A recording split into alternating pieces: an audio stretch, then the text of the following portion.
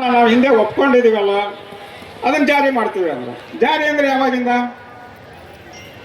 ಬೇಕಲ್ಲ ಅದಕ್ಕೊಂದು ಟೈಮ್ ಇಲ್ಲ ಈ ತಿಂಗಳಿಂದ ನಾವು ಅವ್ರ ಖಾತೆಗೆ ಹಾಕ್ತೀವಿ ಅಂತ ಒಪ್ಪಿದಾರಪ್ಪ. ಈ ತಿಂಗಳಿಂದ ಹೊಸ ವೇತನ ನಿಮ್ಮ ಖಾತೆಗೆ ಬಂದು ಬೀಳ್ತದೆ. ಇಲ್ಲ DBT ಆಗಿಲ್ಲ ಅಂತ ಹೇಳಿ ಒಂದು ಪ್ರಶ್ನೆ ಎತ್ತಿಲ್ಲ ಮೇಡಮ್, DBT ಇನ್ನೂ ಕಂಪ್ಲೀಟ್ ಆಗಿಲ್ಲ. ನೀವು DBT ಮಾಡ್ತಿರೋ ಇನ್ನೊಂದು ಮಾಡ್ತಿರೋ ಅವರಿಗೆ ವೇತನ ನಿಲ್ಲಿಸಬಾರ್ದು ಅಂತ ಹೇಳಿ RDPR ಸೆಕ್ರೆಟರಿ ನಿನ್ನೆ ಸೂಚನೆ ಕೊಟ್ಟಿದ್ದಾರೆ. ನೀವು ಯಾವ ಮೂಲದಿಂದಾದರೂ ಅವರಿಗೆ ಮೊದಲು ಸ್ಯಾಲ್ರಿ ಕಳಿಸಿದೀವಿ ಅನ್ನೋ ಅಭಿಪ್ರಾಯನೂ ಬಂತು.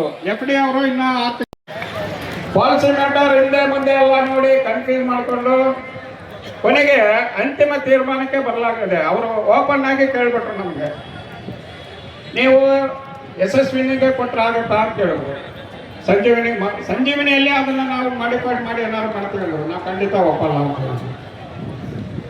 ನೀವೇ ಒಂದು ಸ್ವಸಹಾಯ ಸಂಘ ಮಾಡ್ಕೊಡ್ರಿ, ಅದ್ರ ಮುಖಾಂತರ ನೀವು ಇದನ್ನ ರಚನೆ ಮಾಡ್ರಿ ಅಂದರು. ನಮಗೆ ನಮ್ಮ ಸಂಘ ನಡ್ಸೋಕ್ಕೆ ಟೈಮ್ ಇಲ್ಲ, ಇನ್ನೊಂದು ಸಂಘ ಎಲ್ಲಿ ಕಟ್ಟೋಣ ಸರ್ ಅಂತ ಹೇಳಿ ನಮ್ಗೆ ಅದು ಯಾವುದು ಆಗಲ್ಲ. ಮತ್ತೆ ಎಲ್ಲ ನನ್ನ ಪಂಚಾಯಿತಿ ನೌಕರರ ಬಂಧುಗಳೇ, ಇಷ್ಟೊತ್ತು ನಮ್ಮ ಅಧ್ಯಕ್ಷರು ಅನೇಕ ವಿಷಯಗಳನ್ನು ತಮ್ಮ ಮುಂದೆ ಪ್ರಸ್ತಾಪ ಮಾಡಿದ್ದಾರೆ. ನಮ್ಮ ಉಪಾಧ್ಯಕ್ಷರು ಗೋಪಾಲ್ ಕೃಷ್ಣ ಅವರು ಹೋರಾಟ ಮಾಡಿ ಕನಿಷ್ಠ ವೇತನ ಹೆಚ್ಚು ಲಾಭ ಮಾಡ್ಕೊಂಡಿರೋದು 5 ವರ್ಗಗಳಿದ್ದೀರಿ. Bill collector, computer operator, water ಮ್ಯಾನ್ಗಳು, ಜವಾನ್ರು, ಸ್ವೀಪರ್. ಆದ್ರೆ ಘೋಷಣೆ ಕೂಗೋದು ಮಾತ್ರ ನಮ್ಮ ಸ್ವಚ್ಛ ವಾಹಿನಿ ಹೆಣ್ಮಕ್ಳು. ಒಂದೇ ₹1 ಸ್ಯಾಲ್ರಿ ಹೆಚ್ಚಿಗೆ ಆಗಿಲ್ಲ. ಆದ್ರೆ ನೀವೆಲ್ಲರೂ ಕೂಡ ಯಾರು ಘೋಷಣೆ ಕೂಗ್ತಾ ಇಲ್ಲ. ನಾಚಿಗೆ ಬರಬೇಕು ನಮಗೆ, ನಿಮಗೆಲ್ಲ. ಎಂತ ವಿಪರಾಶ ಇದು, ಅರ್ಥ ಮಾಡ್ಕೋಬೇಕು ನಾವು. ಕುಂದಿರ್ತಾ ಇಲ್ಲ ಕೆಲವರೆಲ್ಲ, ಯಾವಾಗ ಮುಗಿಸಿದ್ರೆ ಸಾಕು ಓಡಿ ಹೋಗ್ತೀವಿ ಬೆಂಗಳೂರು ನೋಡಕ್ಕ ಅಂತೇಳಿ. ಬಂಧುಗಳೇ, ಕನಿಷ್ಠ ವೇತನ ಇವತ್ತು ಬಿಲ್ ಕಲೆಕ್ಟರ್, ಕಂಪ್ಯೂಟರ್ ಆಪರೇಟರ್ಗೆ ₹24,287 ಪಡೆದಿದ್ದೀವಿ ಅಂತ ಹೇಳಿದ್ರೆ, ವಾಟರ್ ಮ್ಯಾನ್ಗಳಿಗೆ 22,000 ಚಿಲ್ಲರೆ ಪಡೆದಿದ್ದೀವಿ ಅಂತ ಹೇಳಿದ್ರೆ, ಸ್ವಚ್ಛತೆಗಾರರು ಗ್ರಾಮ ವೇತನ ಆಗಿಲ್ಲ, ಅವರು ಕೂಡ ಬಿಲ್ ಕಲೆಕ್ಟರ್ ಅಷ್ಟೇ ವೇತನ ಹೆಚ್ಚಾಗಿದೆ. ಅದು ಅವರಿಗೆ ಸರಿಯಾದಂತ ಗಮನಕ್ಕೆ ಇಲ್ಲ. ಹಾಗಾಗಿ ಶ್ರಮಿಸಬೇಕಾಗಿದೆ. ಕನಿಷ್ಠ ವೇತನವನ್ನ ನಾವಿವತ್ತು ಮೇ 22ನೇ ತಾರೀಕು ಅಧಿಸೂಚನೆ ಹೊರಡಿಸಿ ಆದೇಶ ಪಡೆದಿದ್ದೀವಿ ಅಂತ ಹೇಳಿದ್ರೆ, ಆದರೆ ಹಿಂದೆ ನಮ್ಮ ಎಷ್ಟು ಶ್ರಮ ಇದೆ ಸಂಘಟನೆಯನ್ನ ಅರ್ಥ ಮಾಡ್ಕೋಬೇಕಾಗಿದೆ ನೀವು. ಇವತ್ತು ನಿನ್ನೆ ಹೋರಾಟ ಮಾಡಿದ್ದಲ್ಲ, ನಮ್ಮ ಅಧ್ಯಕ್ಷ ಕಾರ್ಯದರ್ಶಿಗಳು ಮಾತಾಡೋ ಹೊತ್ತೆಗ ಕೆಲವರು ಹೋರಾಟದಿಂದ ಹೇಳಿದ್ರು. ಅಷ್ಟೇ ಅಲ್ಲ, ನಾವು 5 ವರ್ಷದಿಂದ ಕನಿಷ್ಠ ವೇತನ ಕೊಡಬೇಕು ಅಂತ ಹೋರಾಟ ಮಾಡಿದ್ದೀವಿ. ಬೆಂಗಳೂರಿನಲ್ಲೇ ಸುಮಾರು 5ರಿಂದ 6 ಸಾರಿ ನಾವು ಕನಿಷ್ಠ ವೇತನಕ್ಕಾಗಿ ಹೋರಾಟ ಮಾಡಿದ್ದೀವಿ. CIT ನೇತೃತ್ವದಲ್ಲಿ 2024ರಲ್ಲಿ 5 ದಿನಗಳ ಕಾಲ ಕನಿಷ್ಠ ವೇತನಕ್ಕೆ ಹೋರಾಟ ಮಾಡಿದ್ದೀವಿ. ಏಪ್ರಿಲ್ 16ನೇ ತಾರೀಕು ಎಲ್ಲಾ ಜಿಲ್ಲಾ ಪಂಚಾಯತ್ ಮುಂದೆ ಹೋರಾಟ ಮಾಡಿದ್ದೀವಿ. ನಮ್ಮ RDP ಪ್ರಿನ್ಸಿಪಲ್ ಸೆಕ್ರೆಟರಿ ಬಂದಿದ್ದಾರೆ, ಅವ್ರನ್ನ ಸ್ವಾಗತ ಮಾಡ್ತಾರೆ, ನಂತರ ಮಾತಾಡ್ತೀವಿ.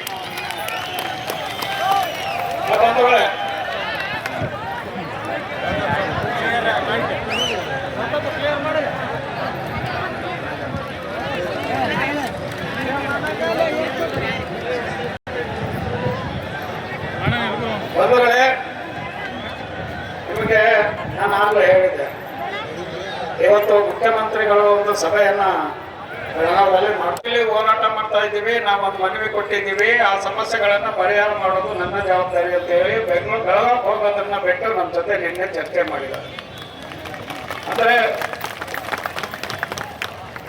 ನಮ್ಮ ಬಡ ನೌಕರರ ಬಗ್ಗೆ ಅವ್ರಿಗೆ ಕಾಳಜಿ ಇದೆ ಅನ್ನೋದನ್ನ ಅವರು ನಿನ್ನೆ ವ್ಯಕ್ತಪಡಿಸಿದ್ದಾರೆ. ಜೊತೆಗೆ ಈಗಲೂ ಕೂಡ CM ಅವರು ವಿಡಿಯೋ ಕಾನ್ಫರೆನ್ಸ್ ಅಲ್ಲಿ ಮೀಟಿಂಗ್ ಅಟೆಂಡ್ ಮಾಡಬೇಕು ಅಂತ ಇವ್ರಿಗೆ ಹೇಳಿದಾಗೂ ಕೂಡ ಅದನ್ನು ಮೀಟಿಂಗ್ ಅಟೆಂಡ್ ಮಾಡ್ತಾ ಇದನ್ನು ನಾನು ಇವತ್ತು ಬಂದು ನಿಮ್ಗೆ ನಾನು ಮಾತಾಡ್ತೀನಿ ಅಂತ ನಾನು ನಿನ್ನೆ ಏನ್ ಚರ್ಚೆ ಮಾಡಿದ್ದೀನಿ ಅದನ್ನು ನಾನಲ್ಲಿ ಹೇಳ್ತೀನಿ ಅಂತ ಹೇಳಿದ್ದಾರೆ. ಹಾಗಾಗಿ ಈ ಒಂದು ಹೋರಾಟದ ಸ್ಥಳಕ್ಕೆ ನಮ್ಮ ಹಳ್ಳಿಕೇರಿ ಇಲಾಖೆಯ ಕಾರ್ಯದರ್ಶಿಗಳಾಗಿರ್ತಕ್ಕಂಥ ರಂಜಿತ್ ಸರ್ ಅವರು ಬಂದಿದ್ದಾರೆ. ಅವರಿಗೆ ನಾನು ಹೃತ್ಪೂರ್ವಕವಾಗಿ ತಮ್ಮೆಲ್ಲರ ಪರವಾಗಿ ಸ್ವಾಗತವನ್ನು ಕೋರ್ತೇನೆ.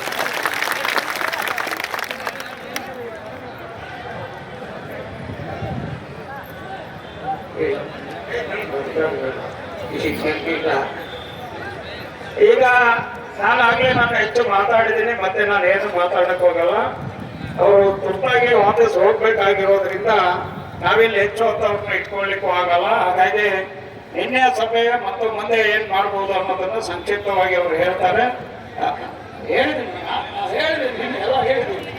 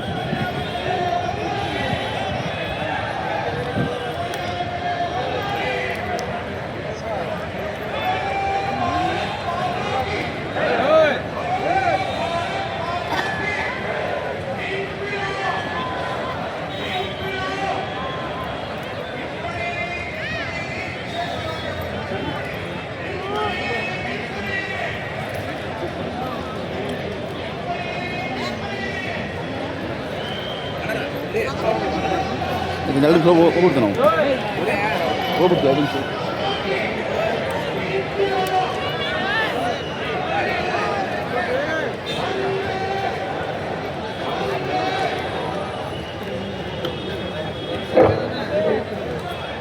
ಹಾಗಾಗಿ ಅವರು ತುರ್ತಾಗಿ ವಾಪಸ್ ಹೋಗ್ಬೇಕಾಗಿರೋದ್ರಿಂದ ನಿನ್ನೆ ನಡೆದಂತ ಕೆಲವು ಅಂಶಗಳ ಬಗ್ಗೆ ಅವರು ಮಾತಾಡ್ತಾರೆ. ಅದರ ನಂತರದಲ್ಲಿ ಇನ್ನೂ ಬೇಕಾದ ವಿವರಣೆ ನಾವು ಯೂನಿಯನ್ನಿಂದ ಕೊಡ್ತೀವಿ ಅಂತ ಹೇಳ್ತಾ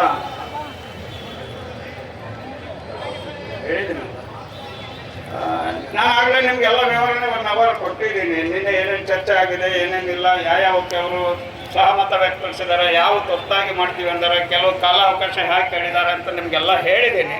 ಪುನಃ ಆ ವಿಷಯ ನಾನು ಇವ್ರನ್ನ ಮುಂದೆ ಇಟ್ಕೊಂಡು ಮಾತಾಡೋದು ಸರಿ ಕಾಣಲ್ಲ, ಯಾಕಂದ್ರೆ ಅವ್ರು ತುರ್ತಾಗಿ ಹೋಗ್ಬೇಕಾಗಿರೋದ್ರಿಂದ. ಸರ್ ಅವರು 1-2 ನಿಮಿಷ ಮಾತಾಡ್ತಾರೆ. ರಂದೀಪ್ ಸರ್ ಅವರು ಈ ಸಭೆಗೆ ಬಂದಿದ್ದಕ್ಕೆ ಮತ್ತೊಮ್ಮೆ ಅವರಿಗೆ ಸ್ವಾಗತ ಮಾಡ್ತಾ ಅವ್ರು ಮಾತಾಡಬೇಕು ಅಂತೇಳಿ ಅವರಿಗೆ ವಿನಂತಿ. ಎಲ್ರಿಗೂ ನಮಸ್ಕಾರ. ಕರ್ನಾಟಕ ರಾಜ್ಯ ಗ್ರಾಮ ಪಂಚಾಯತಿ ನೌಕರರ ಸಂಘದ ವತಿಯಿಂದ ಇವತ್ತು ನನಗೆ ನೀಡಿರ್ತಕ್ಕಂಥ ಈ ಒಂದು ಮನವಿಯನ್ನು ಸರ್ಕಾರದ ಪರವಾಗಿ